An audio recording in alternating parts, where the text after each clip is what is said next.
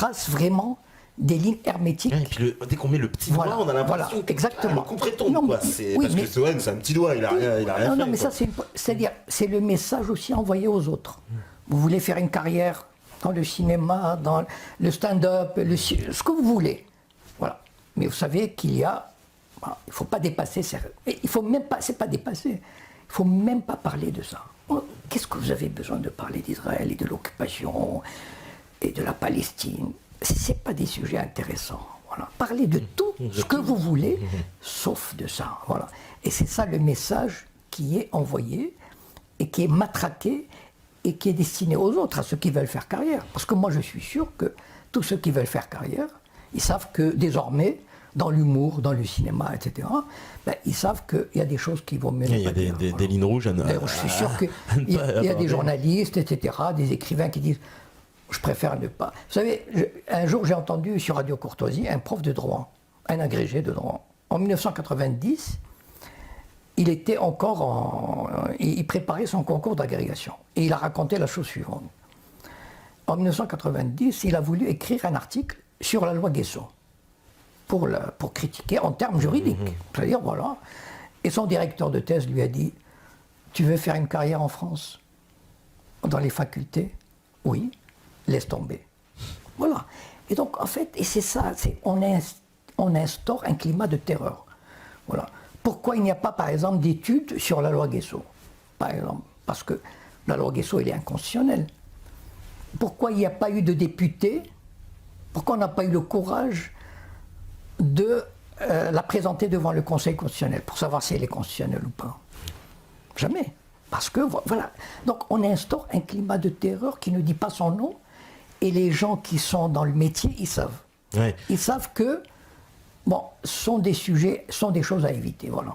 Alors il y a eu des petites révélations dernièrement, justement, il me semble bien que c'était au dîner du CRIF, où il y a, comment il s'appelle, c'est Jakubowicz ou Kuckerman, oui, qui explique, alors je crois bien que c'est Kuckerman, c'est Roger Kuckerman qui explique, mais vraiment, alors là, c'est filmé, on va dire, c'est disponible sur Internet, où on voit Kuckerman qui explique l'affaire Dieudonné vue de l'intérieur, et il dit, nous avons été voir on va dire ceux de la droite, parce qu'en fait Valls a dit je vais mettre le paquet, mais je vais outrepasser les lois, je vais faire des choses, il dit carrément qu'ils vont plonger dans l'illégalité, mais que pour pas que justement la droite s'offusque en disant la liberté d'expression, on est en train de bafouer les lois, il faut qu'ils aillent les voir, et il explique qu'ils vont voir donc tous les membres de droite, Raffarin, etc. Il cite les noms, il se gêne pas, un Juppé, etc., Xavier Bertrand, et il dit comme ça la droite ne bougera pas et on pourra lancer l'affaire. Et c'est ce qui s'est passé, parce qu'on n'a pas entendu un seul responsable de droite s'offusquer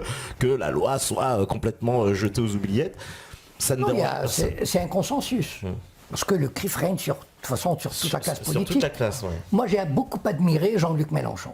Je peux ne pas partager des choses. Ah oui, récemment, il a fait une sortie très remarquée. Mais il a prononcé le nom du CRIF. Oui. Et ça, pour moi, c'est extraordinaire. Il a eu un courage. Bon, probablement, il est assez connu, médiatisé pour ne pas avoir... D'ailleurs, ils n'ont pas posé plainte. Non, ils n'ont pas posé plainte. Non, ils ont fait une petite déclaration, mais ils sont restés silencieux. Moi, les médias judéo-sionistes n'ont pas dit grand-chose, parce qu'ils avaient affaire à quelqu'un qui aurait pu vraiment sortir le grand jeu. Mais il n'a pas peur d'eux. Et donc, ils ont compris qu'ils ont eu affaire à plus fort qu'eux, ou en tout cas quelqu'un qui a du courage. Voilà. Mais c'est le seul, à ma connaissance, qui a vraiment... Prenons par exemple Besancenot. Besancenot, comment il a pleuré dans une émission. C'était contre Kuckerman d'ailleurs, il me semble bien. Il pleure dans l'émission d'Ardisson. Combien ça coûte? C'est lamentable. C'est lamentable. Quand il lui a dit vous êtes antisémite, quelque chose comme ça, l'autre, au lieu de l'envoyer, au lieu de lui dire mais vous êtes le représentant d'un État colonial, etc., il a commencé à pleurnicher comme... C'est ça le climat de terreur qu'on a instauré et qui porte. Enfin, pour le moment, ça porte. Sauf que moi, je suis convaincu qu'à la longue, il y a l'effet inverse, il y a un retour de bâton. Parce que les gens, on va avoir de moins en moins l'envie de se soumettre. Ouais. D'ailleurs, il y a un moment de résistance extraordinaire, enfin, je veux dire, un moment de dissidence, de résistance, de non-croyance. Les gens ne croient plus à beaucoup de choses. Bon, pour le moment, ils tiennent encore les médias, mais pour combien de temps?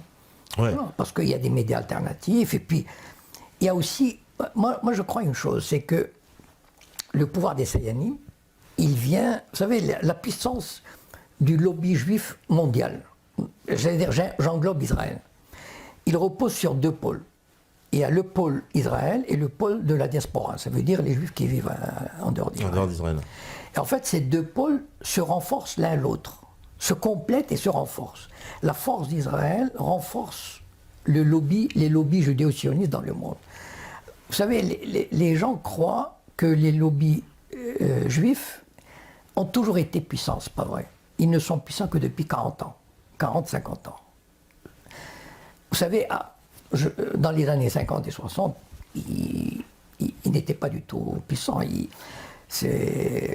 donc, c'est la victoire d'Israël en 67 et la force qu'il a prise, et surtout l'importance qu'il a prise dans les relations internationales et les services qu'il pouvait rendre au nouvel ordre mondial, oui, à l'Empire, le contrôle sur les États arabes, etc., qui a donné cette force, qui a renforcé par contre-coup les lobbies judéo-sionistes. Parce que le lobby juif en France, finalement, je veux dire, si Israël n'était pas aussi puissant, il ne pèserait pas grand-chose.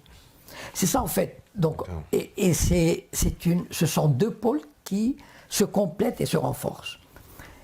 Et donc, tant qu'Israël est fort, c'est-à-dire parce que la France a intérêt à avoir d'excellents rapports avec Israël.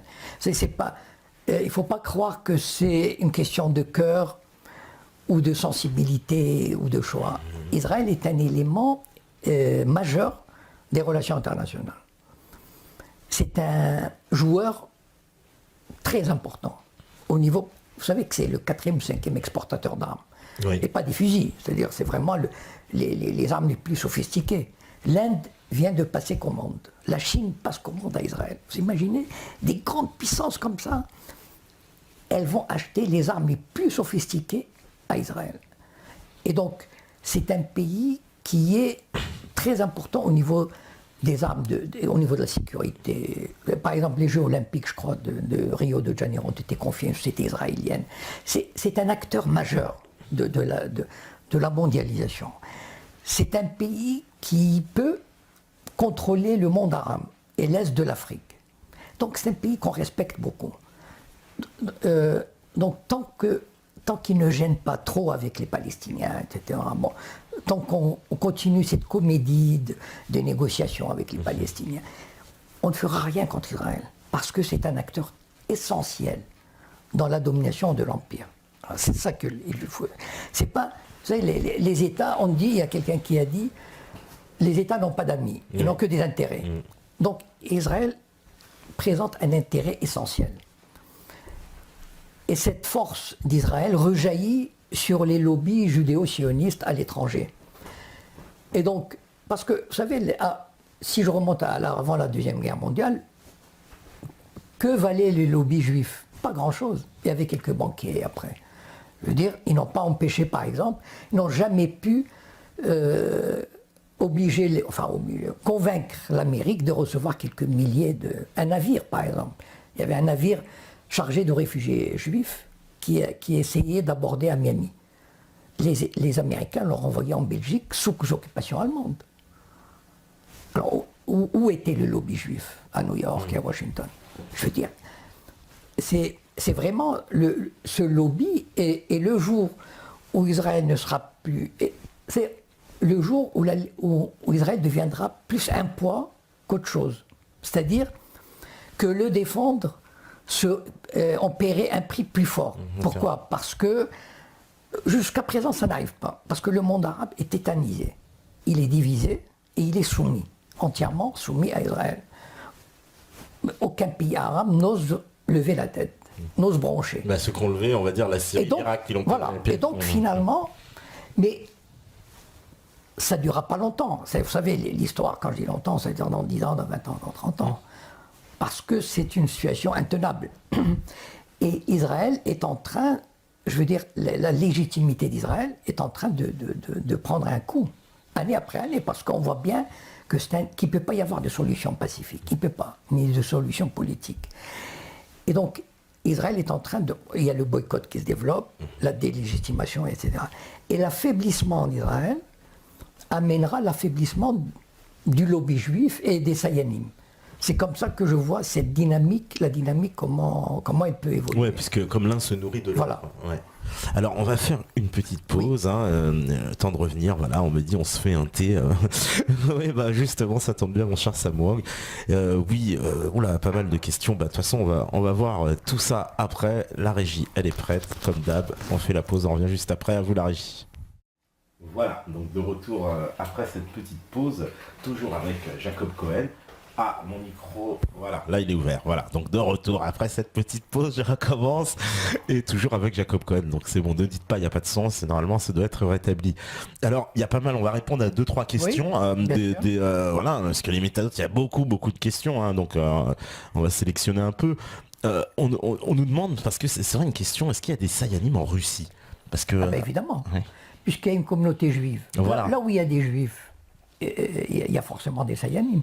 Même au Maroc, où il y a une toute petite communauté, il doit y en avoir une dizaine. Enfin, je veux dire, à peu près. Donc, il y a une communauté, au contraire même. Pourquoi? Parce que il y a 1 million de juifs russes, ou assimilés, enfin, ou crypto-juifs russes, qui sont partis en Israël. Oui. Vous savez, dans les années 70, on a mené une campagne médiatique très, très importante.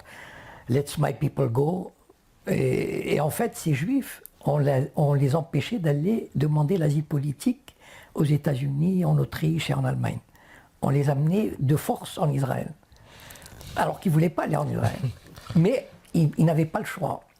Au début, quand ils passaient par Vienne, ils pouvaient demander l'asile politique. Donc on les a fait passer par Bucarest. Et on avait donné de l'argent à Ceausescu. Et donc, hop, à Bucarest, direction Tel Aviv. Voilà.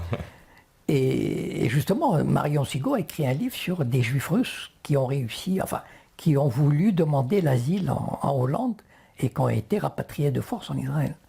Et donc, bon, ça c'est anecdotique. Enfin, mais non, ce que je voulais dire, c'est qu'il y a des liens très forts entre Israël et la Russie et l'Ukraine. Parce que d'abord, il y a une très forte communauté de ces pays-là en Israël. Et donc, il y a des intérêts, il y a des hommes d'affaires qui font les va-et-vient, etc. Beaucoup de relations entre Israël et donc, il y a Russie. Certainement, assurément, il y a des Sayanim, évidemment. D'accord, voilà la réponse. On me demande aussi, c'est vrai, est-ce qu'on peut... On nous dit quels sont un peu les fast flags organisés par le Mossad? Est-ce qu'on pourra en faire un inventaire? Les opérations sous faux drapeau, les fast flags. Parce qu'on sait que... Alors ça... Non, il faut lire probablement... Non, par exemple, oui, la plus connue, enfin, en tout cas, celle qui a été découverte, une qui me vient à l'esprit là maintenant, c'est que pendant la guerre des 6 jours, les avions israéliens, des avions sans distinction, ils ont attaqué un navire américain espion. Et ils l'ont mitraillé, enfin bon, il y a eu, je sais pas, des dizaines de morts. Et le navire a failli couler. Et ils voulaient faire passer ça sur le dos de l'Égypte. De l'Égypte pour déclencher une guerre avec l'Égypte. Et voilà, par exemple, une opération. Je pense pas à d'autres, enfin, quelque chose d'autre ne me vient pas à l'esprit, mais ce sont probablement les spécialistes pour ça. Par exemple, ils réussissaient dans les années 70 et 80 à faire assassiner des Palestiniens, parce qu'à l'époque, il y avait des groupes palestiniens très importants, comme le FPLP, etc. Ils infiltraient ces groupes, et pour se faire la guerre entre eux. Il y a eu des assassinats de Palestiniens, de groupes antagonistes, qui se faisaient assassiner sur instruction du Mossad, par exemple. D'accord, parce que le Mossad, il réussit donc à avoir l'influence même sur les mouvements de résistance palestiniens, c'est ça quoi. Ah oui, non mais il avait par exemple, il disait toujours, on peut assassiner Arafat à l'époque, avant qu'il fasse la paix, qu'il signe la paix, on peut l'assassiner comme on veut. Mais ils n'ont jamais voulu l'assassiner. Jamais voulu, ouais. Mais ils avaient le responsable de tous les voyages des responsables OLP, c'était leur agent. C'est-à-dire celui qui décide. Et c'est comme ça, par exemple, que le Mossad a descendu un Palestinien arrivé incognito à Paris, à Montparnasse, à part peut-être quelques responsables de la DST, personne ne savait qui c'était. Ils l'ont assassiné en pleine rue à Montparnasse. Parce que leur agent, ils avaient un agent qui était infiltré, enfin c'était un Palestinien, ils ont réussi à le retourner par du chantage. Enfin, parce qu'il a, enfin, bon, en tout cas, bon, c'est une affaire que je pense que c'est Gordon Thomas qui la raconte. Et donc, c'était le responsable des voyages de tous les responsables. Donc, enfin, quasiment. S'ils avaient voulu assassiner Arafat, ils l'auraient fait. Ouais. Oui. D'ailleurs, ils ont assassiné le numéro 2 en Tunisie. Ça, ils ont fait une opération en Tunisie. Oui. Donc, s'ils avaient voulu l'assassiner, ils l'auraient fait. Opération, un bombardement d'ailleurs. Oui, à l'époque, dans les années 80. Non, ils sont arrivés. Non, ils ont envoyé un commando qui a débarqué à la plage. Ils sont allés dans l'appartement de Abou Ziyad, je crois. Enfin, je ne me souviens plus. Et devant sa femme, ils l'ont descendu, ils sont repartis. Voilà. Il y avait une politique d'élimination terrible, enfin, je veux dire. C'est-à-dire, en fait, ils éliminaient tous ceux qui pouvaient vouloir négocier ou qui auraient pu chercher une solution négociée. Parce que la pire chose qui pourrait arriver à Israël, c'est de leur dire négocions. Voilà. Tant que les Arabes disaient on ne veut pas négocier, c'était formidable. Mais le jour où les Arabes ont dit on va faire la paix, mais c'est l'horreur. La panique en Israël, c'est la panique. C'est pour ça qu'on a assassiné Rabin aussi. Pourquoi? Oui, parce que, encore que, moi je ne crois pas beaucoup dans la volonté de paix de Rabin. Ça c'est notre histoire. Vous savez que Rabin, qu'est-ce qu'il a dit? Il a dit à un proche, qui s'appelle l'ancien ambassadeur d'Israël en France, Yehuda Lankri. Moi je l'ai entendu de la bouche de Yehuda Lankri, il a dit on va sortir Arafat du trou et il va signer ce qu'on veut. Et de toutes les façons, les Palestiniens n'auront au maximum qu'un État minus. Donc en fait, les jeux étaient clairs dès le départ. Mais c'en était trop pour la droite. Vous savez, l'État profond, ce qu'on appelle l'État profond en Israël, il a permis l'assassinat de Rabin. Qu'on ne vient pas me raconter des histoires. L'assassin était suivi par les services secrets. Oui. Et comment ce type qui est suivi et surveillé par les services secrets, a pu arriver devant Rabin à 2 mètres de lui et lui tirer dessus. Attendez, c'est pas possible. Donc il y avait ce qu'on appelle l'État profond, qui a décidé que Rabin n'était pas fiable. Voilà. Et donc ils l'ont éliminé. D'accord.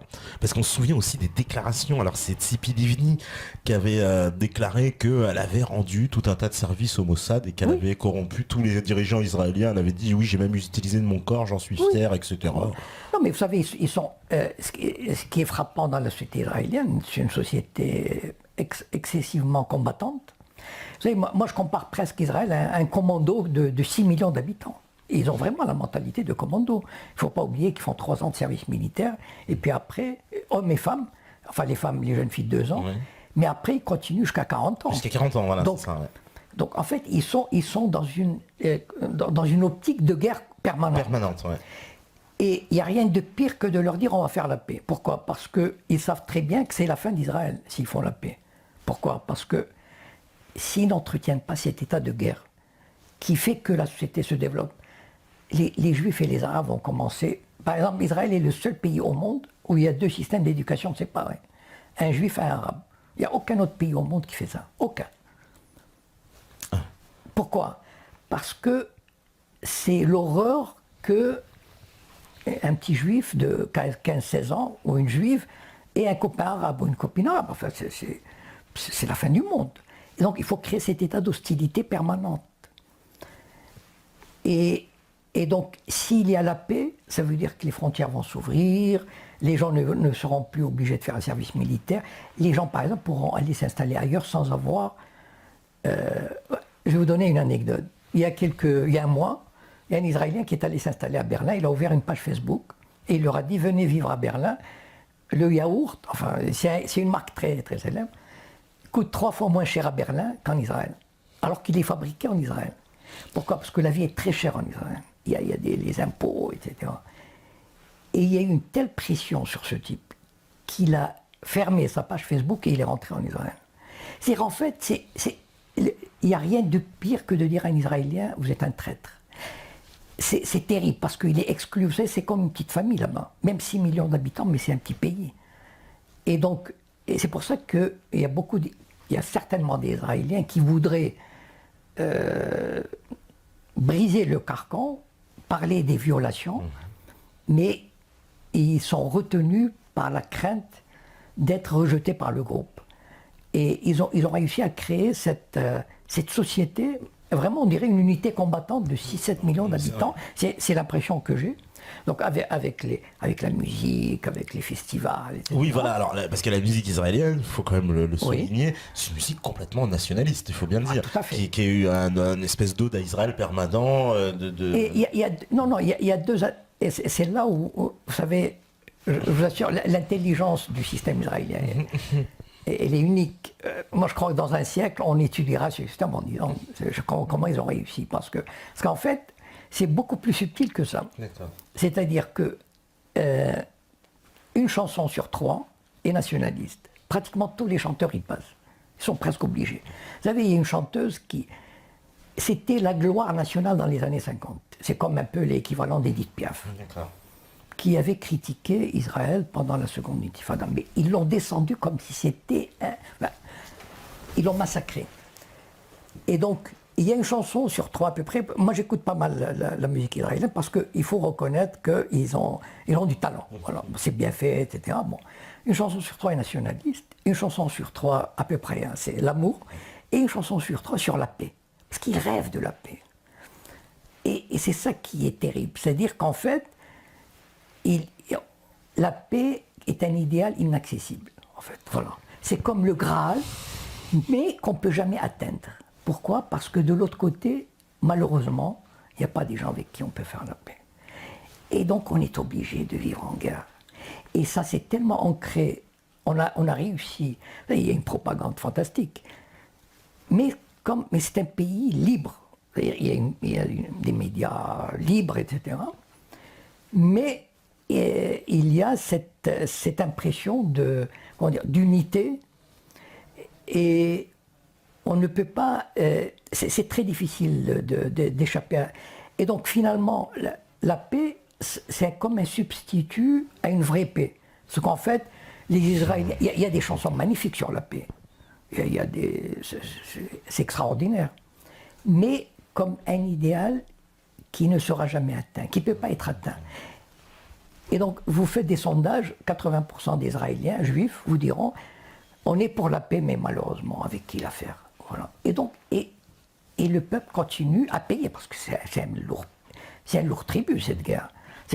Sur le plan économique, c'est un pays très, très difficile. On dit qu'Israël, est-ce que vous pouvez confirmer que c'est un pays sous perfusion américaine? Puisque sans l'aide américaine, on dit qu'ils n'en sortiraient pas. Écoutez, imaginez, c'est un pays qui reçoit 3 milliards de dollars par an, plus 1 milliard privé. C'est-à-dire les juifs américains, vous savez, qui envoient de l'argent. Ils font une soirée, c'est 10 milliards, 50. Comment elle s'appelle? Barbara Streisand. C'est une chanteuse. Bon. À elle seule, l'année dernière, elle est partie en Israël pour l'anniversaire de Shimon Peres, et ils avaient dit, à elle seule, c'est pas quelqu'un de très très important, c'est pas Spielberg, c'est pas Zuckerberg, à elle seule, elle avait ramassé 11 millions de dollars pour Israël.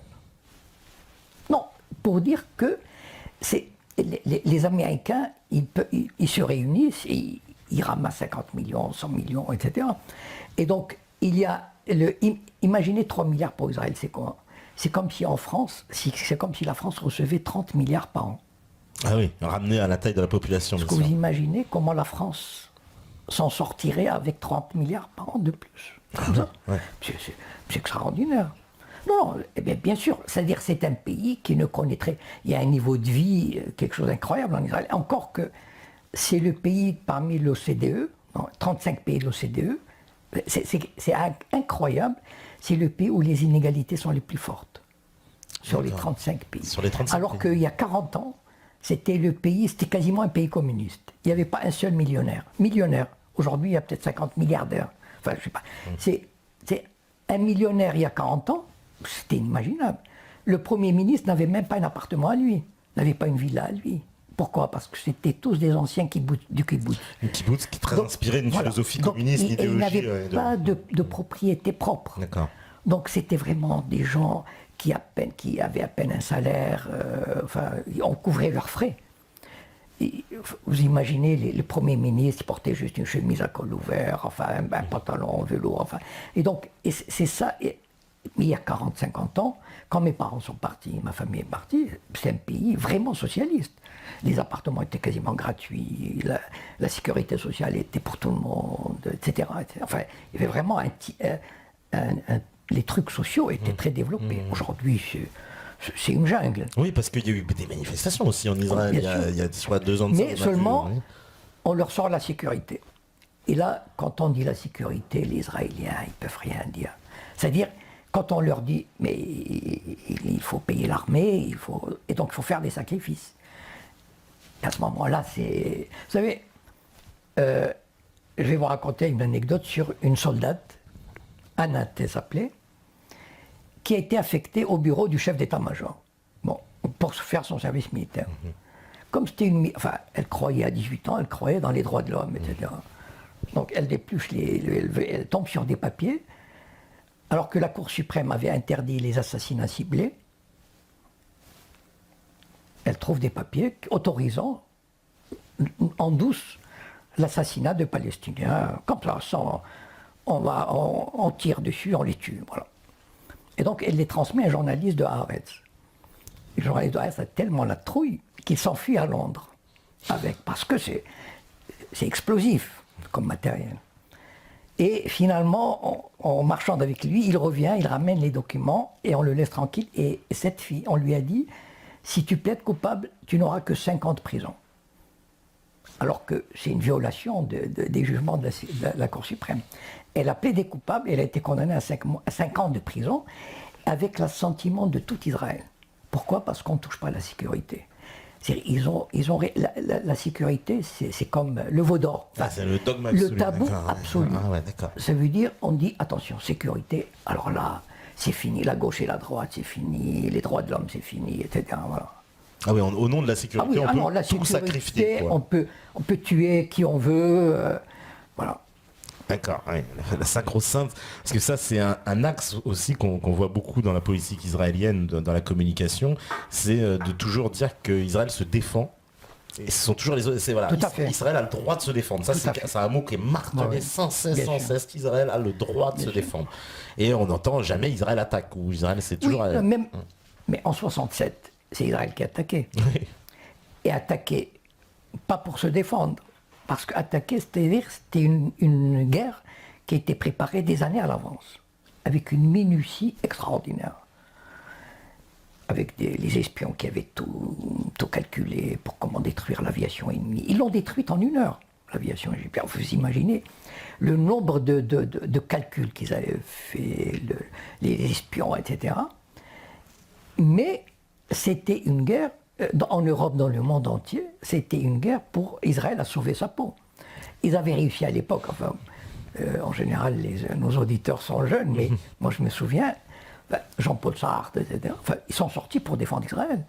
Serge Gainsbourg a fait une chanson sur Israël. Oui, bien, oui, Serge Gainsbourg, une chanson sur Israël. Et donc, bien sûr, oui. Ils ont réussi à faire croire à l'opinion qu'Israël a fait cette guerre pour se défendre. En 82, ils ont envahi le Liban. Oui. 20 000 morts. 20 000 morts. Kadi Begin, il a dit, c'est à cause d'Auschwitz. C'est pour éviter Auschwitz. Mais voilà.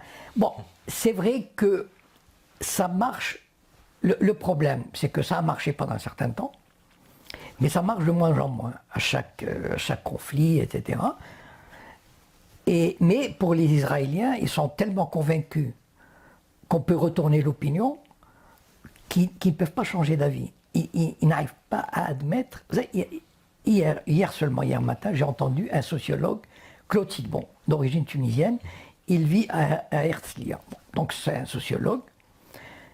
Et il disait, les Israéliens ont créé une application pour je ne sais pas quoi. Enfin, bon. Et le journaliste de Paris qui l'interviewait lui disait, mais on ne peut pas créer une application pour convaincre les gens, enfin le reste du monde qu'Israël a raison. Et l'autre, il lui dit, eh oui, c'est terrible quand même. Et Claude Sidbon a été convaincu, mais c'est dramatique d'entendre des choses, alors que c'est un sociologue quand même. Et il dit, oui, c'est terrible, la haine du monde contre nous. À aucun moment, il n'a pas pensé qu'il y a une occupation, il y a une colonisation. Non, il y a une telle propagande en Israël sur leur bon droit que c'en est presque extraordinaire dans ce sens. Et c'est pour ça que Israël ne peut jamais faire la paix. Jamais. C'est-à-dire qu'il faut toujours qu'ils aillent de l'avant, qu'ils conquièrent, qu'ils occupent, qu'ils dominent. C'est une machine qui est ainsi faite. Et c'est ce qui fera sa fin d'ailleurs. Parce que ne pouvant pas aboutir à une solution pacifique politique, il se heurtera fatalement à une résistance, à une méfiance, au boycott, etc. Qui risque de s'amplifier en plus, qui ne va jamais s'arrêter. Bien sûr, de toutes les façons, on n'en est qu'aux prémices. Qu'aux prémices, oui. Oui, parce que, alors ça aussi, c'est une question que je vais vous poser. On a remarqué qu'il était plus facile parfois même de critiquer Israël en Israël qu'en France. Ah, tout à fait. Parce qu'il y a des journalistes israéliens qui ont quand même des éditos qui sont très critiques, alors qu'en France, je pense que ça paraîtrait pas. Bon, je crois que les Français, il y a quelques éléments qui jouent. Il y a la présence des Sayanim, d'une part. Et deuxièmement, on oublie une chose, c'est que les Français ont été très pro-israéliens. C'est-à-dire dans les années 50, 60, 70, avaient un sentiment vraiment très proche d'Israël. Et c'est en dehors même de la présence des Sayanim, en dehors de la politique, peut-être à cause de ce qui s'est passé pendant la guerre, etc. Mais on ne peut pas, quand on n'a pas connu cette période, moi je l'ai connue, on ne peut pas s'imaginer à quel point Israël avait une réputation, une image du petit pays doux, sympathique, pacifique, humaniste. Vous savez qu'il y avait entre 67 et 75, il y avait des dizaines de milliers d'Européens qui allaient dans les kibbutzim, travaillaient 1 mois, 6 mois, 1 an, pour rien. Ils étaient logés, nourris, c'est tout. Et ils mangeaient très mal. Et ils dormaient sur des lits de camp. Mais c'était comme un voyage spirituel. C'était comme une initiation à une espèce d'humanisme sioniste. Vous savez, on est parti de très très loin. En 68, 69, j'habitais en France. Il y avait une chanteuse israélienne qui s'appelait Rika Zarahi. Ah ben oui, qui est très connue, Rika Zarahi. Sauf que ce qu'on ne sait pas, c'est que quand elle est venue et chantait à la télévision française, elle chantait avec son uniforme de Tsahal. Vous imaginez ça aujourd'hui? Elle chantait avec son uniforme de Tsahal, et par image, son uniforme de... On disait, c'est merveilleux, c'est Sabra, ces jeunes Israéliens. Il y avait une fascination et presque un amour pour ce pays. Et donc, c'est un capital énorme de sympathie. Vous parlez à des gens qui ont 50 ans. Ils ont une sympathie naturelle pour Israël. C'est-à-dire, c'est parce que ça vient de l'histoire. Bon, c'est vrai que ça a tendance, petit à petit, à disparaître, à s'évanouir. Et c'est ça le drame des Juifs et des Israéliens. Cette belle époque. Voilà. Et eux, ils pensent que c'est l'antisémitisme, ils sont contre nous.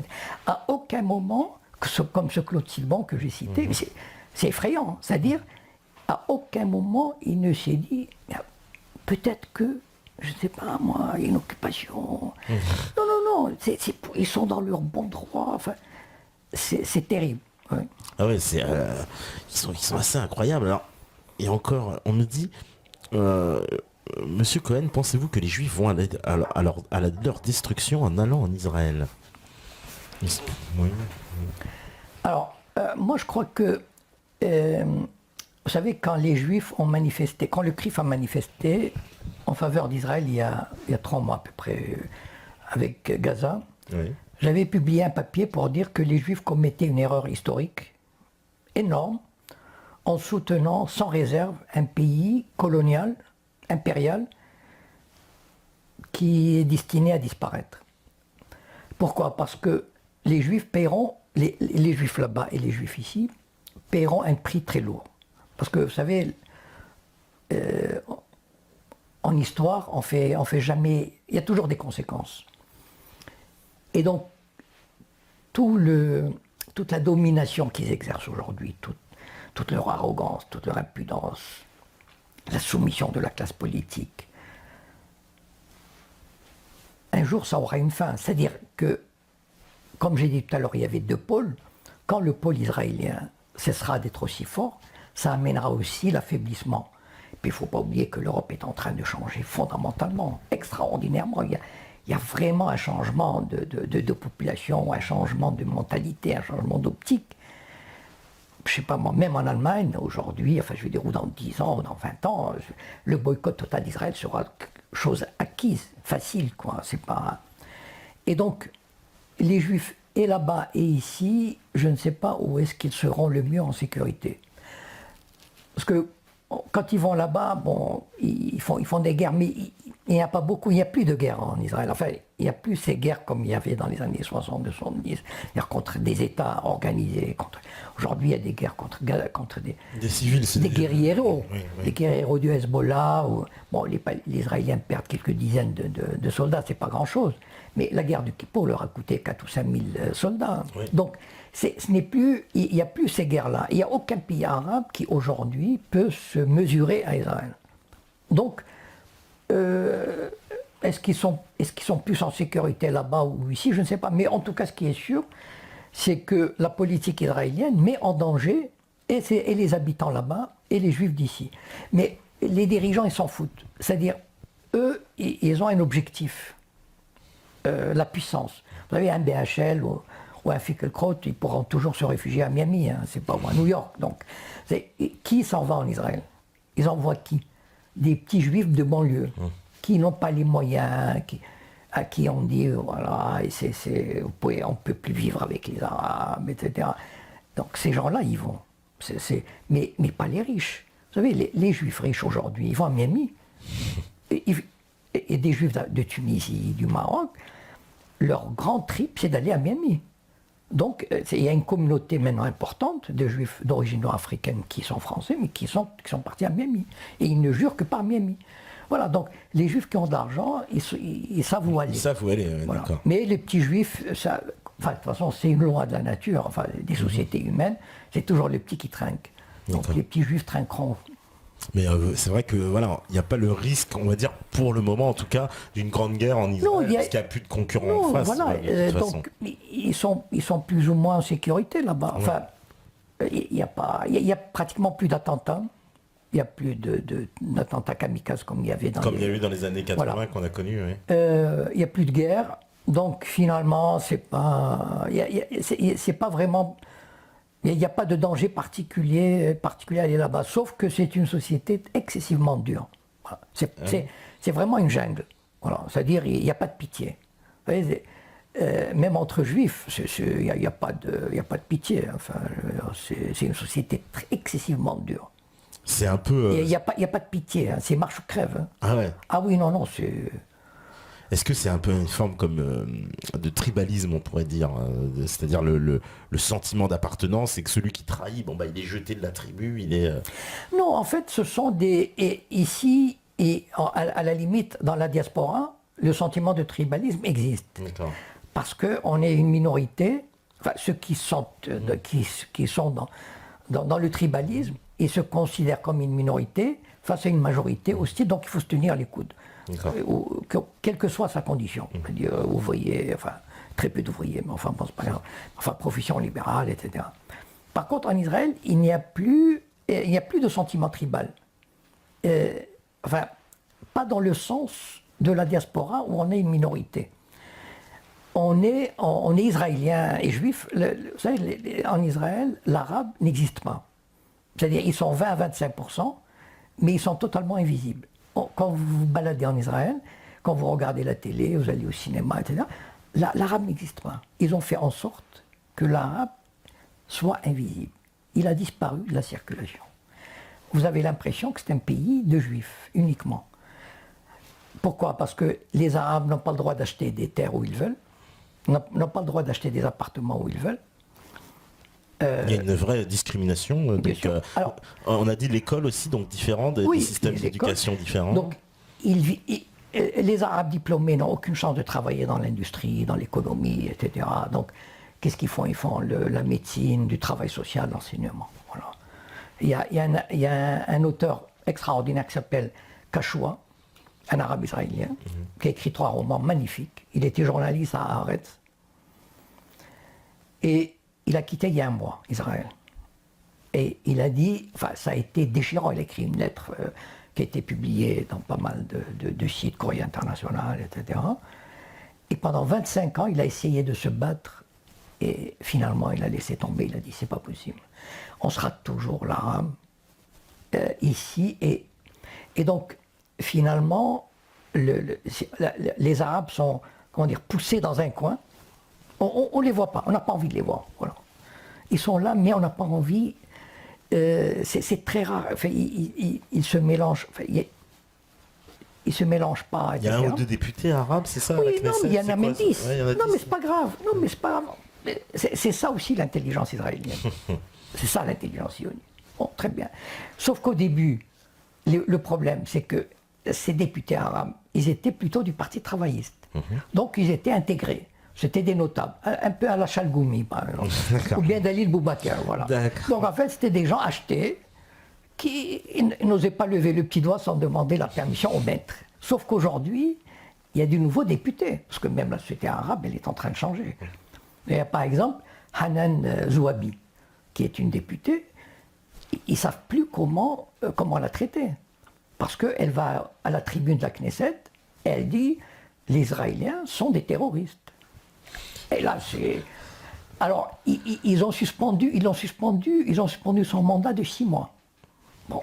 Et certains disent qu'il faudrait lui intenter un procès. Il faudrait la mettre en prison. Mais là, la mettre en prison, enfin, je veux dire, c'est. Donc, mais les Arabes aussi sont en train de. Enfin, ils sont depuis un moment. Mais il y a de la résistance. D'accord, ouais. Et donc. Mais en même temps, les Juifs ne veulent pas les voir. Donc, il n'y a pas. Comment dire?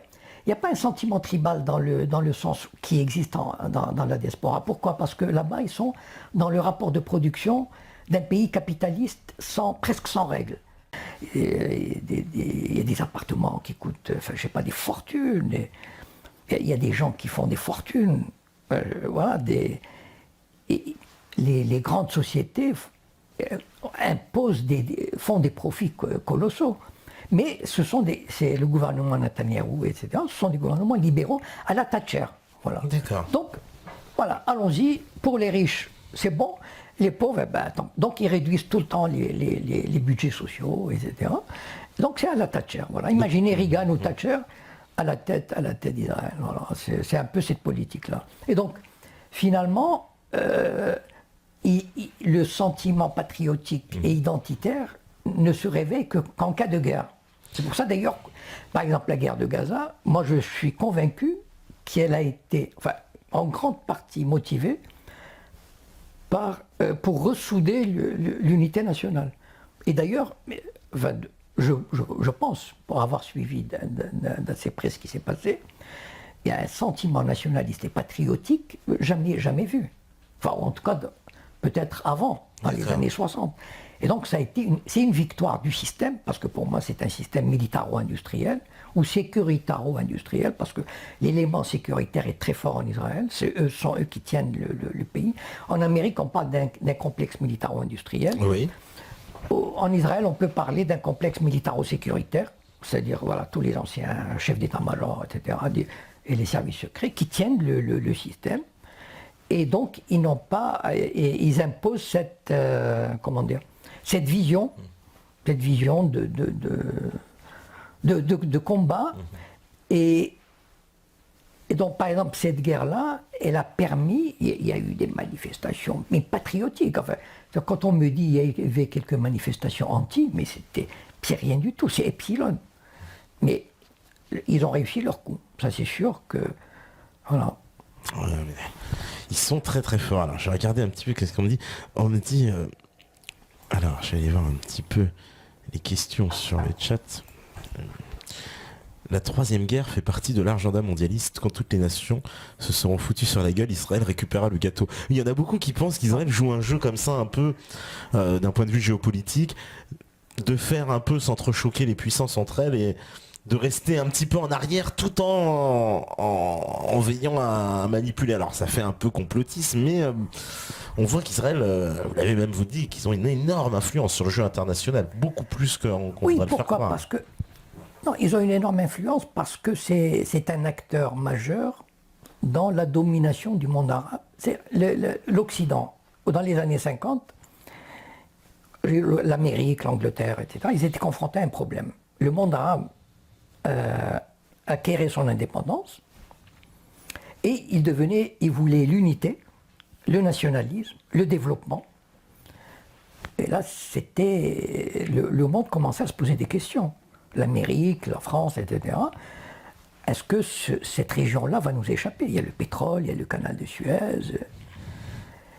Et donc, par exemple, l'Iran, Mossadegh, je sais pas si, bon, en 1953, ils l'ont dégommé. Aujourd'hui, la CIA a admis que c'était un coup d'État. Oui, bien sûr. Bon, il se trouve que Nasser, en 1956, on l'écoutait jusqu'au Maroc.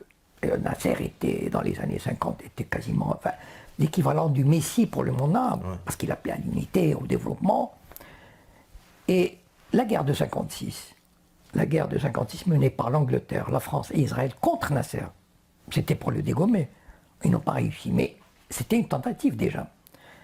Et donc, la guerre de 1967 a achevé Nasser et a mis au pas la Syrie et la Jordanie.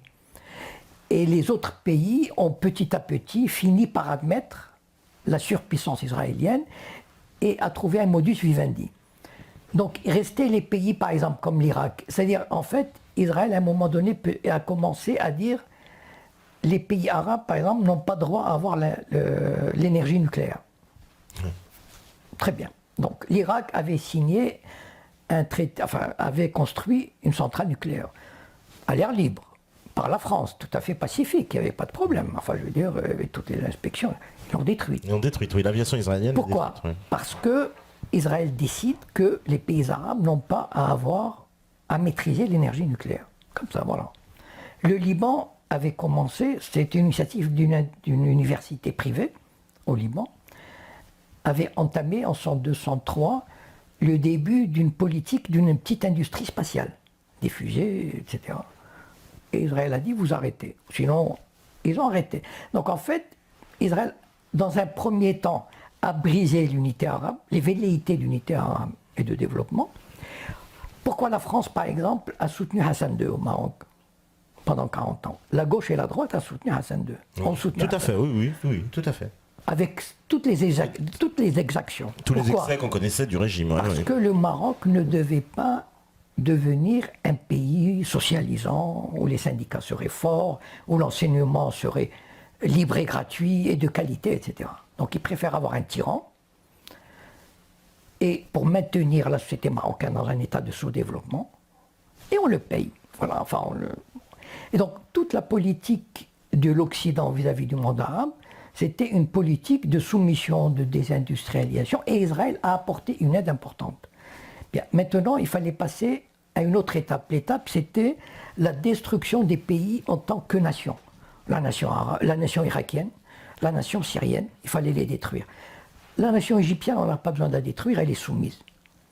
Donc, voilà, elle joue le jeu, ils sont soumis. Depuis la signature du traité de paix. Voilà, la signature de Camp David avec Sadat. Voilà. Et Morsi avait, a voulu, son crime, c'était horrible, c'était terrible. Il a voulu remettre en question le traité de paix avec Israël. Là, ça a été vraiment... Et donc, au bout d'un an, ils ont arrangé un coup d'État militaire. Et donc, en fait, Israël, ce qu'ils font avec l'Iran, par exemple, sur le nucléaire, à la limite, c'est presque un prétexte, l'énergie nucléaire. Alors, depuis 10 ans, l'Iran est empêché de se développer, parce qu'il y a des sanctions, etc. Oui, voilà, un embargo. Oui. Donc finalement, en fait, la politique israélienne, c'est pas de créer des guerres entre d'autres puissances. C'est de diviser, de morceler le monde qui l'entoure pour devenir un acteur, l'acteur majeur, l'acteur qui tire les ficelles. C'est vraiment... Et cette politique-là a été définie dans des colloques sur la stratégie dans les années 90 déjà. Oui. Donc, c'est pas du tout une surprise. Oui, parce que... Et ils sont en train ils sont quasiment arrivés. Pour moi, il n'y a plus un seul État arabe qui puisse tenir tête à Israël. Même à qui on peut donner le titre d'une nation avec un projet national libre, indépendant, etc. Voilà.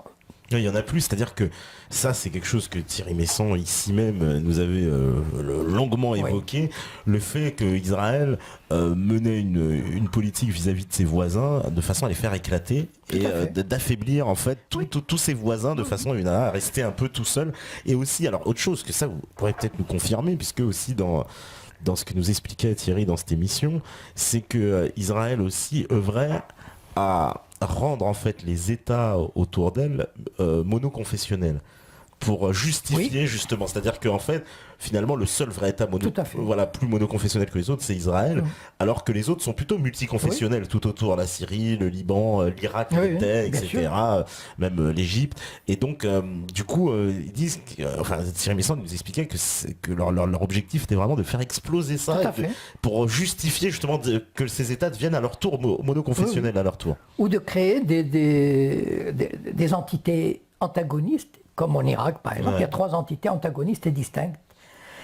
Et en fait, pour Israël, qui est basé sur une idéologie ethnique, ethnocentriste, c'est, comme tout à l'heure j'avais parlé de l'horreur de la paix, c'est l'horreur de l'entente. L'horreur que des communautés puissent s'entendre. Parce qu'on se dit, après tout, si des communautés peuvent s'entendre, les Juifs et les Arabes peuvent vivre ensemble dans un seul État. Ça, c'est insupportable.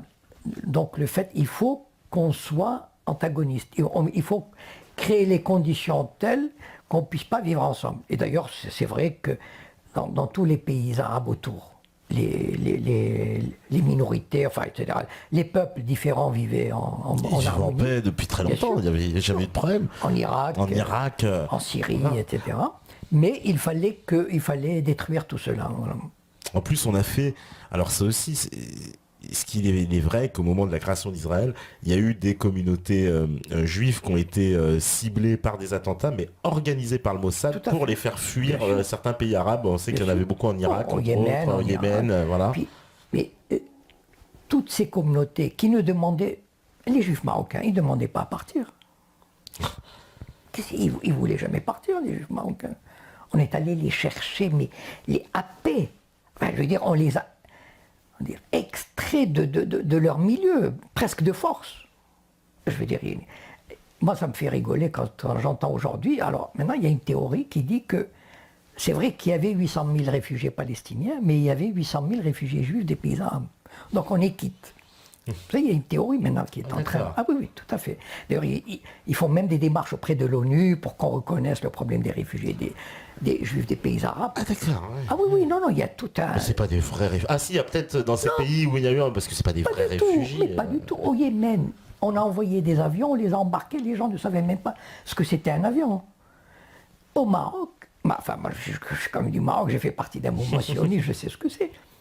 Les sionistes étaient présents de 48 jusqu'en 57-58, les juifs ne partaient pas. Il a fallu faire toutes sortes de manigances pour détruire le tissu social. Et même quand des juifs sont partis, ils ont emmené ceux qui n'avaient pas les moyens d'aller ailleurs. Mais à partir des années 60, les juifs qui avaient l'éducation, qui avaient de l'argent, qui avaient un métier, etc., ils sont partis au Canada, en France, en Espagne. Ils n'ont pas voulu partir en Israël. Donc, en fait, c'était une...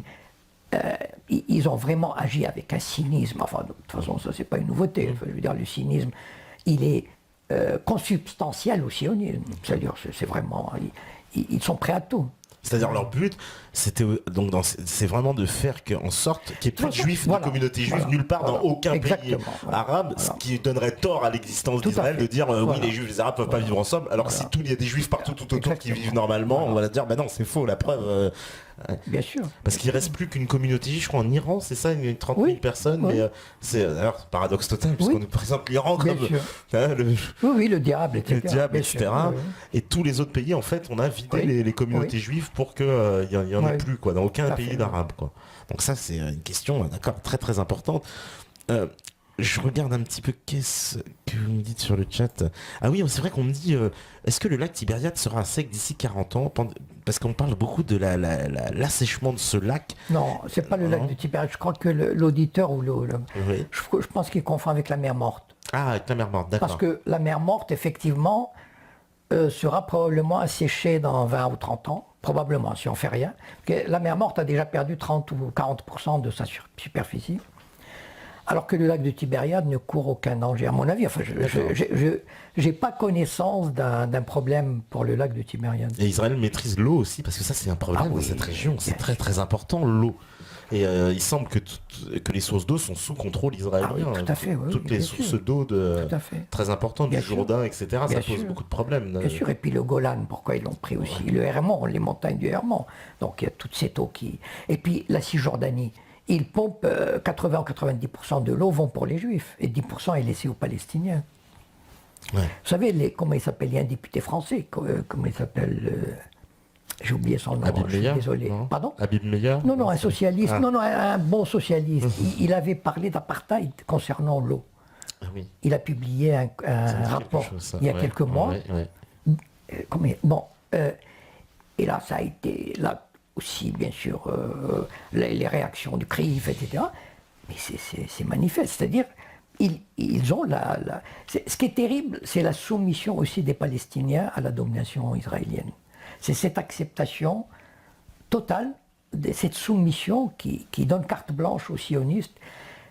Moi, ce que je trouve vraiment tragique, c'est non seulement les pays arabes indépendants qui se soumettent, d'une façon ou d'une autre, ils se soumettent à Israël, où ils ne font rien qui puisse gêner réellement Israël, voilà, si on peut tourner ça différemment. Oui. Par exemple, l'Algérie, quand on me cite l'Algérie, oui. Voilà. L'Algérie ne fait rien qui puisse gêner véritablement Israël. Voilà. Donc, là, c'est bon. C'est une politique de l'ignorance, un peu, genre voilà. on les ignore, mais on ne fait rien vraiment. Voilà. Rien. Voilà.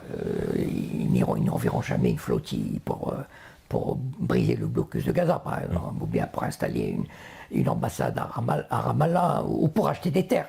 Pourquoi, par exemple, des Juifs américains achètent des terres à Jérusalem-Est? Ils payent des millions de dollars. Ils vont voir un Arabe, un Palestinien, qui lui dit « mets le chiffre sur le chèque ».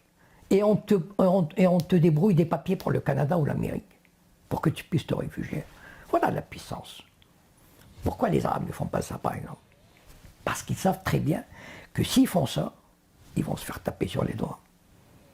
Et donc, ce qui est terrible, c'est que les Palestiniens, aujourd'hui, sont gouvernés par une nomenclatura, une élite achetée, corrompue, de peut-être 10 000 personnes, qui vivent très bien, qui ne passent pas par les barrages, dont les enfants vont étudier à l'étranger dans des conditions extraordinaires, et qui acceptent de se soumettre de façon lâche, veulent, pusillanime, à la domination sioniste.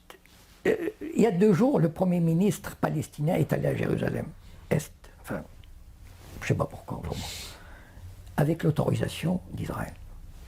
Voilà.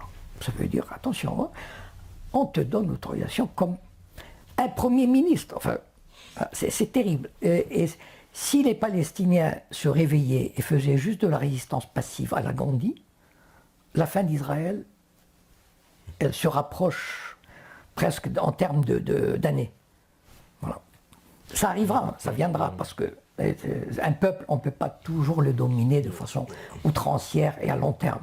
C'est ça En général, les pays coloniaux, ils ont toujours cette faiblesse de croire que leur puissance les protège de tout. Et ça veut dire qu'ils ont l'avenir devant eux. Prenez la France en Algérie.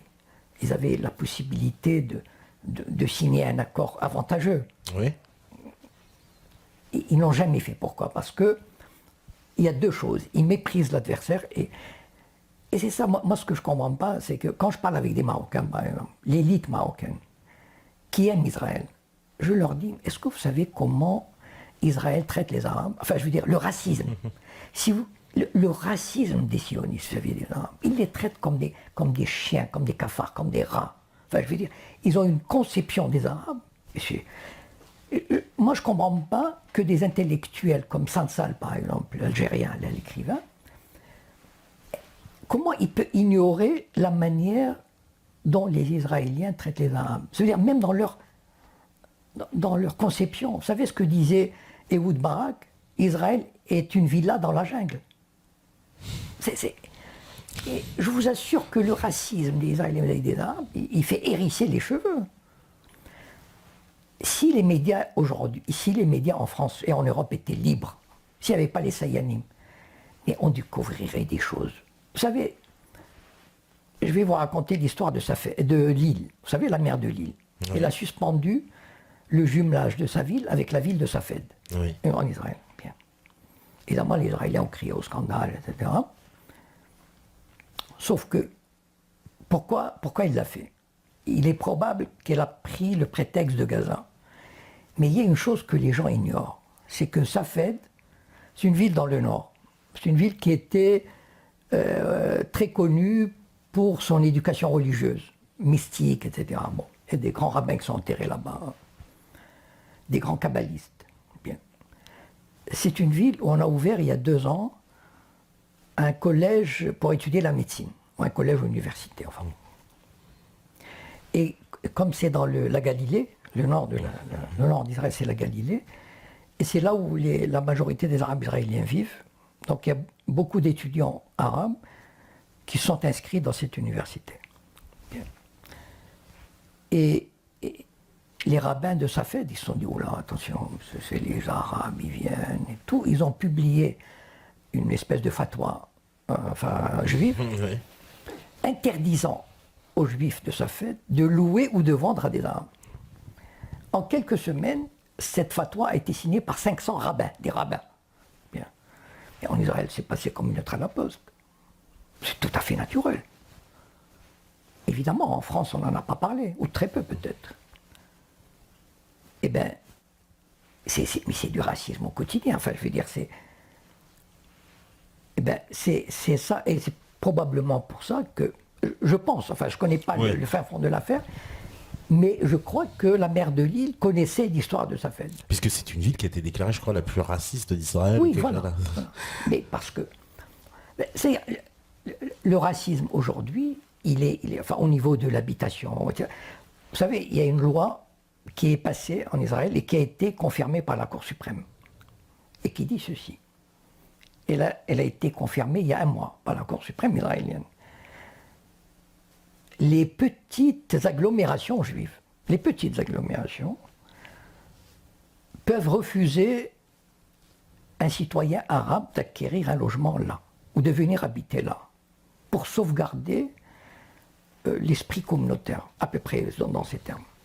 Alors, maintenant, imaginez, en Russie, Poutine aurait dit, les petits villages russes pourront interdire aux Juifs de venir s'installer pour sauvegarder l'âme russe. Comment auraient réagi les médias en France? Alors, silence total en France. Bon, moi, je sais parce que j'écoute les médias israéliens, etc. Mais c'est une société non seulement qui est fasciste, enfin qui est fascisante, mais en même temps, les graines du racisme sont en train de se développer. Vous savez, 40 ou 50 ans d'occupation, ça ne peut pas ne pas laisser des traces. Et donc c'est une société raciste, une société qui militariste, et donc c'est une société qui est en train de se pourrir encore de cette façon-là. Même quand le président de l'État, qui déclare il y a quelques jours que la société israélienne est malade du racisme, c'est que vraiment... Voilà. Mais le problème de ces sociétés-là, c'est que c'est comme un train fou qui fonce contre un mur. Il y a des gens qui disent attention, etc. Mais ils ne peuvent pas les entendre. On ne peut pas les entendre. Voilà. Il ne faut pas les entendre. Aujourd'hui, par exemple, j'ai écouté la radio, et il y avait Daniel Barenboim. Bon, c'est un merveilleux chef d'orchestre, enfin, je veux dire, un musicien fabuleux. C'est une voix... Vous savez qu'il a créé un orchestre avec des juifs et des arabes. On lui met des bâtons dans les roues pour que ça ne marche pas, etc. Enfin, c'est pas grave. Mais vous imaginez un type comme lui, enfin, de sa renommée, de sa réputation. Enfin, il consacre du temps pour former des jeunes Palestiniens, des jeunes Israéliens, pour jouer ensemble, etc. Et c'est une voix extraordinaire, mais en Israël, on n'a pas envie de s'arrêter à ces voix-là. Donc, un système colonial, le problème, comme je disais tout à l'heure, c'est que le système colonial, il est imbu de sa puissance, de son racisme, et il ne peut qu'aller de l'avant jusqu'à la fin. Il ne peut pas raisonner et se dire je vais chercher une solution juste pendant qu'il en est encore temps. C'est impossible. Donc il est dans une impasse, en fait, ce système colonial, c'est ça C'est-à-dire, non, il faut qu'il aille jusqu'au bout de sa logique. Voilà. Et le bout de sa logique, il faut qu'il prenne tout. Voilà. Et même au-delà. C'est-à-dire, pour moi, ils doivent rêver d'aller au-delà du Jourdain. Oui, c'est ça. Donc le rêve du grand Israël, oui, ils n'ont pas abandonné les dirigeants israéliens. Mais vous savez que, avant 1918, pourquoi je dis 1918 ? Parce qu'en 1918, les frontières de la Palestine ont été définies par le mandat, n'est-ce pas ? Oui. Mais avant 1918, il y avait des colonies juives qui étaient installées au-delà du Jourdain et sur la côte du Sinaï. Donc ils avaient déjà l'objectif, vous savez, c'est les kibbutzim, les colonies comme ça, ils s'installent et puis ils forment une espèce ils encerclent une région pour la prendre. Donc en fait, ils avaient déjà en vue d'aller s'installer, alors qu'ils étaient que 20 000, peut-être 30 000, mais stratégiquement parlant, idéologiquement parlant, ils s'étaient déjà installés là-bas. Donc pour eux, c'est évident qu'un jour ou l'autre, ils doivent prendre cette région-là. Ils n'attendent que le bon moment. Alors, bon, c'est vrai que ça devient de plus en plus délicat en ce moment, mais... Mais ils ont quand même ce doux rêve. Mais non, mais eux, ils y croient. C'est extraordinaire. C'est presque... Enfin, moi, je suis presque dans l'admiration de cette volonté inébranlable d'aller jusqu'au bout. Mais en même temps, c'est le grain qui fera tout pourrir, voilà, de l'intérieur.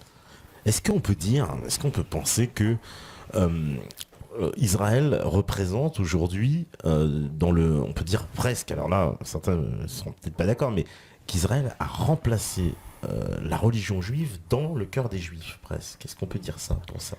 Par la force des choses. C'est-à-dire que, il faut savoir une chose, c'est qu'avant 1948, le sionisme était une idéologie ultra minoritaire dans la communauté juive. Ultra minoritaire. Je vais vous donner un chiffre par exemple. À partir de la fin du 19e siècle jusqu'en 1924. Pourquoi 1924 ? Parce que c'est l'année où l'Amérique a fermé ses frontières. C'est-à-dire, il disait maintenant, si on veut immigrer aux États-Unis, il faut remplir des dossiers, etc. Oui. Avant, on venait et on s'installait.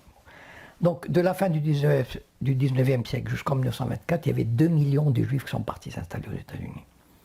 Il y a eu peut-être 30 000 qui sont allés en Palestine. Bon, je pense que c'est clair. Ça veut dire que l'idéologie sioniste était... On avait peut-être de la sympathie, mais enfin, ça n'a pas fait bouger ni les sociétés françaises, allemandes, etc. Bon. Donc, à partir de 1948, évidemment, avec l'histoire de la Shoah, et puis, il y a eu, sans parler des religieux, bien sûr, qui étaient antisionistes par principe religieux, il y a eu petit à petit une espèce d'identification, effectivement, et de mainmise. Ça veut dire qu'aujourd'hui, le sionisme a fait main basse sur les communautés juives en France. Bien sûr qu'il y a des juifs qui ne se sentent pas concernés, mais donc ils restent en dehors. Il y a probablement la moitié de la communauté juive en France qui ne se reconnaît pas dans cette même vie sioniste, mais qui reste en dehors. Voilà. Donc il y a peut-être ce tiers qui est acquis par la force des choses, c'est-à-dire par la propagande, par le matraquage. Les Juifs n'étaient pas comme ça. Quand on est venu d'Afrique du Nord, on avait reçu une éducation très libérale et très intégrationniste, si on veut, si je peux me permettre ce mot. On était juifs, mais on voulait vivre dans les sociétés où on était. Et de plus en plus, les sociétés juives, en tout cas la société du CRIF, telle que le CRIF la veut, la souhaite, elle est de plus en plus isolationniste, de plus en plus renfermée comme une forteresse. Ça, c'est voulu. C'est-à-dire, on envoie des jeunes en Israël à 16 ans. Aujourd'hui, un jeune en France, un jeune juif qui a 16 ans, il peut se permettre d'aller en Israël étudier 2-3 ans à l'œil. Est-ce que vous imaginez un jeune quelque part aller aux États-Unis? Ouais, pas du tout. À l'œil, il peut aller étudier, etc.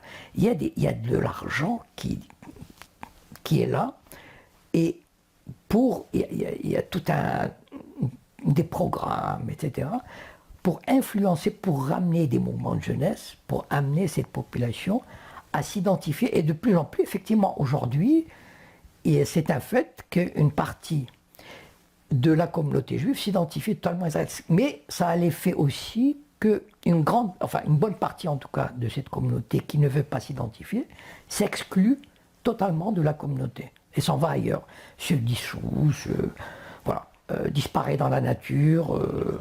Voilà. Donc et aux États-Unis aussi, c'est le même phénomène. Aux États-Unis, oui, la communauté juive est très importante aux États-Unis. Oui, elle est très importante, mais il y a aussi un grand phénomène qui d'ailleurs fait hérisser les cheveux des traditionnels. Vous savez qu'il y a un rabbin qui avait dit, une vidéo célèbre, que les mariages mixtes sont une deuxième Shoah. Ah non, d'accord. Ah oui, non. C'est pas cette déclaration. Ah si. Donc pour eux, c'est la Shoah. Ah oui, non. Et donc, et aux États-Unis, il y a, entre guillemets, un problème énorme, un fait, c'est que pratiquement presque un juif sur deux, ou un juif sur trois, en tout cas à peu près cette proportion-là, il fait un mariage en dehors de la communauté. Ça veut dire avec un partenaire non juif. Et ça, c'est dramatique pour les... Mais en même temps, ça vient aussi du fait que, d'abord, un désir des juifs de... Vous savez, les juifs ont toujours cherché à s'intégrer dans le CTO. À partir du moment où ils étaient éduqués, etc., ils voulaient s'intégrer. Et donc ça vient du fait que il y a beaucoup qui se reconnaissent de moins en moins dans ce projet sioniste. Surtout que l'image d'Israël en prend un coup. Ça veut dire, parce que on a beau dire, il faut vraiment être solide et aveugle pour défendre Israël à 100%. Il faut vraiment. Mais il y en a. Mais il faut vraiment être aveugle. Et tous ces gens-là, tous ces juifs qui ont d'autres convictions, etc., ont tendance plutôt à s'émanciper et à s'évanouir. Et effectivement, il y a des restes de communautés qui deviennent des forteresses au service du sionisme. Et c'est pour ça que j'ai dit tout à l'heure que ça pourrait être un retour de bâton terrible le jour où Israël ne fera plus la loi. Et le CRIF ne fera plus la loi. Oui, parce que dans les sociétés-là, les gens vont se rebeller. Un jour ou l'autre, voilà, parce que écoutez, ça suffit. Ils vont se rebeller contre ce pouvoir. Alors bien justement, en plus, quand on avait décidé aussi de décrypter un peu certaines personnes, parce que il y en a des connus, des moins connus. Alors, j'ai envie, on avait dit, tiens, on pourrait parler de Patrick Drahi. Voilà. Alors, par exemple, voilà, vous savez, les Sayanim couvrent tous les domaines. Voilà. C'est ça qui est intéressant. C'est-à-dire, en fait, c'est pas seulement des gens de droite. Au contraire, vous savez que Libération, c'était un journal, malheureusement, de Jean-Paul Sartre, etc. Il était ce qu'il avait été. Et à partir des années 90, il est devenu le chantre du libéralisme. Oui. Et en même temps, petit à petit, une espèce d'organe qui voulait attirer les gens de gauche pour une défense d'Israël. Bien sûr, il y a quelques articles de temps en temps contre Israël. Bon, ça il faut reconnaître. Sauf que ce journal avait appartenu pendant un certain temps à Rothschild et à BHL, qui étaient les actionnaires principaux. Bon, il ne faut pas rêver. Je veux dire, des gens qui mettent des millions d'euros, ils ne les mettent pas pour rien. Donc, ils les mettent parce qu'ils veulent influencer. Donc, ils veulent mettre des Laurent Geoffrin, Nicolas Demorand, etc. Ça veut dire des gens qui savent qu'ils vont servir le système. Et le système, c'est une adhésion au sionisme, même s'ils ne le montrent pas, encore une fois. Ouais. Mais Libération, par exemple, par ses campagnes contre Dieudonné et Soral, et des campagnes d'une virulence et d'une systématisation, c'est extraordinaire. Je veux dire, quand ils commencent à faire des pages et des pages sur Dieudonné et Soral, c'est sans concession, c'est-à-dire totalement anti. Et puis contre Poutine, contre tout ce qui est anti-américain. Et donc, quand, pour des raisons que j'ignore, Rothschild et BHL ont quitté Libération, et il a fallu chercher un repreneur. Il s'est présenté un repreneur franco-israélien, Patrick Drahi, un homme d'origine marocaine, mais en tout cas israélien, et qui a mis 18 millions d'euros dans l'affaire. Bon, il est évident que quelqu'un qui met cet argent, c'est qu'il attend un retour sur investissement, comme on dit. Bon, probablement pas des bénéfices financiers. De toute façon, ils sont fichus. Ils sont subventionnés en plus. Oui, ils sont subventionnés. Mais, comment dire, une politique qui soit favorable à Israël, au CRIF, etc. Maintenant, ça c'est pour attirer les gens de gauche vers une vision qui soit moins hostile à Israël et en même temps très hostile à ceux qui critiquent réellement le sionisme en France. Parce que c'est ça en fait. Critiquer Israël, Libération le fait, d'accord. Un petit article de temps en temps sur la colonisation, etc. Mais si on veut s'attaquer à Israël, il faut le faire en France. Or, qui est le soutien d'Israël en France? C'est le CRIF. Enfin, le CRIF et ses alliés, etc. Le pouvoir bancaire, le pouvoir de la publicité. Qui est à la tête de la publicité en France? La publicité est le nerf de la guerre. Tous les médias en dépendent. Vous faites par exemple un article mauvais sur Renault, vous perdez le budget Renault, par exemple, etc. TF1, tous les médias vivent de la publicité. Qui dirige la publicité? Qui tient les ficelles de la publicité? C'est pas Maurice Lévy. Maurice Lévy de Publicis Voilà. et Stéphane Fuchs. Stéphane Fuchs. Ouais. Stéphane Fuchs est un dirigeant du CRIF. Stéphane Fuchs, c'est lui qui a mené la campagne de DSK pour l'amener à l'Élysée. Stéphane Fuchs est celui qui drive, comme on dit, qui dirige la campagne de Manuel Valls. C'est lui qui fait en sorte de l'amener à l'Élysée. D'accord. Donc, ces deux personnes-là, à eux deux, ils pèsent déjà quasiment 60 ou 70% du marché publicitaire en France. Évidemment, les autres, ils sont leurs copains. S'ils disent, attention, bon. Donc, voilà. Et Libération, et pour moi, est devenu un organe de, encore une fois, même s'il critique un petit peu Israël, c'est juste pour se donner cette bonne image. C'est pour se donner une crédibilité. Mais en fait, pour moi, le vrai combat contre Israël, quand on habite en France, et c'est ça ce que de multiples organisations pro-palestiniennes ne comprennent pas. Et c'est terrible qu'elles se soumettent comme la FPS. Oui, ou le BDS, oui, ils se soumettent complètement, les amis. Se soumettent aux lignes rouges imposées par le CRIF. Ça veut dire, attention, ici, il ne faut pas importer le conflit, etc., tout le baratin. Et Libération joue très bien ce rôle, merveilleusement ce rôle. C'est-à-dire que pas d'antisémitisme, aucune référence au pouvoir de la banque juive. Mon Dieu, ça fait comme si c'était... attendez, enfin, je vais dire Goldman Sachs, etc. Enfin, je vais vous donner l'exemple d'un bon Sayan. Bon, la Réserve fédérale, c'est la Banque centrale américaine. Bon. Le numéro 2, il est nouveau. Enfin, il a été nommé il y a 2-3 mois. Qui c'est? C'est l'ancien président de la Banque d'Israël pendant 10 ans. Bon, si après ça, c'est pas un Sayan qui est installé au cœur du système bancaire international, bon, et c'est ça que Libération veut empêcher de cette réflexion en France. C'est-à-dire, il s'attaque à ceux qui mettent à nu cette puissance, c'est-à-dire Soral, de façon sérieuse, et Dieudonné de façon humoristique. Voilà. C'est le rôle qui lui est dévolu à Libération, c'est de démolir les vraies critiques du sionisme, du pouvoir sioniste en France, en les faisant passer pour de l'antisémitisme. Il n'y a pas une discussion de fond. De quel droit, par exemple, et c'est là, voilà le pouvoir des Sayanim, de quel droit on interdit à Soral de parler dans un média en France? De quel droit? Est-ce que Patrick Cohen a hérité France Inter, l'a hérité en tant que juif?